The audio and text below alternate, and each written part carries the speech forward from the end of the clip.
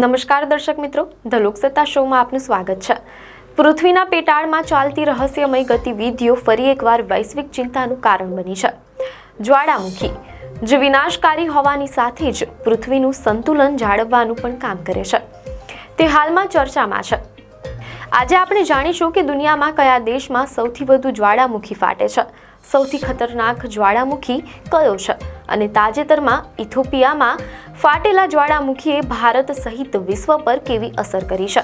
શું તમે જાણો છો કે દુનિયામાં સૌથી વધુ સક્રિય જ્વાળામુખી ધરાવતો દેશ ઇન્ડોનેશિયા છે, જ્યાં લગભગ 130 જેટલા જ્વાળામુખી આવેલા છે, જેનું મુખ્ય કારણ તેનું ભૌગોલિક સ્થાન છે, કારણ કે ઇન્ડોનેશિયા રિંગ ઓફ ફાયર નામના ક્ષેત્રમાં સ્થિત છે, જે પ્રશાંત મહાસાગરની આસપાસ ઘોડાની નાળના આકારનો એક વિશાળ વિસ્તાર છે, જ્યાં પૃથ્વીની ટેક્ટોનિક પ્લેટો મળે છે અને સતત અથડામણ કરે છે, જેના કારણે આ ક્ષેત્રમાં ભૌગોલિક પ્રવૃત્તિઓ ખૂબ જ વધારે હોય છે। મીડિયા અહેવાલો અનુસાર દુનિયાના લગભગ 75% જ્વાળામુખી અને આશરે 90% ભૂકંપ આ જ ક્ષેત્રમાં આવે છે। ઇન્ડોનેશિયાના જ્વાળામુખીનો ઇતિહાસ ખૂબ જ ભયાવહ રહ્યો છે, જેમાં માઉન્ટ ક્રાકાટોઆ માં 1883માં વિનાશક વિસ્ફોટ થયો હતો, જ્યારે માઉન્ટ તંબોરાનો 1815નો વિસ્ફોટ ઇતિહાસનો સૌથી મોટો અને સૌથી ઘાતક વિસ્ફોટ હતો, જેણે હજારો લોકોનો ભોગ લીધો અને વૈશ્વિક આબોહવા પર ઊંડો પ્રભાવ પાડ્યો હતો, તેમ અહેવાલોમાં જાણવા મળેલ છે।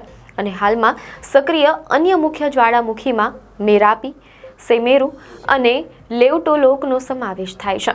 કોઈપણ જ્વાળામુખીને સૌથી ખતરનાક જાહેર કરવું મુશ્કેલ છે, કારણ કે તે વિસ્ફોટની શક્તિ અને તેની આસપાસની વસ્તીની ઘનતા બંને પર આધાર રાખે છે, પરંતુ જોખમના સ્તરને આધારે માઉન્ટ વેસુવિયસનું નામ સૌથી આગળ આવે છે।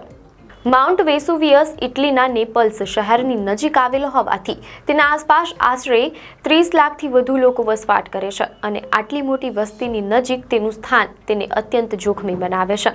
વિસ્ફોટની પ્રકૃતિની વાત કરીએ તો વેસુવિયસના વિસ્ફોટમાંથી નીકળતા પાયરોક્લાસ્ટિક પ્રવાહ ખૂબ જ ઝડપી, ગરમ અને વિનાશક હોય છે। મહત્વનું છે કે માઉન્ટ વેસુવિયસ એક સ્ટ્રેટો વોલ્કેનો છે, જે સામાન્ય રીતે સૌથી વધુ વિસ્ફોટક જ્વાળામુખી માનવામાં આવે છે। તાજેતરના સમાચાર ઇથોપિયામાંથી આવ્યા છે, જ્યાં છેલ્લા આશરે 12,000 વર્ષોથી શાંત પડેલો શક્તિશાળી હાઈલીગુબી જ્વાળામુખી ભયંકર વિસ્ફોટ સાથે ફાટી નીકળ્યો છે। ઇથોપિયાના જ્વાળામુખી વિસ્ફોટમાંથી નીકળેલો રાખનો વિશાળ વાદળ, જેને પ્લુમ કહેવામાં આવે છે, તે 10થી 15 કિલોમીટરની પ્રચંડ ઊંચાઈ સુધી પહોંચ્યો છે। મીડિયા અહેવાલો અનુસાર તે લાલ સમુદ્રને ઓળંગીને ઓમાન અને અરબ સાગરના રસ્તે ભારત તરફ આગળ વધી રહ્યો છે।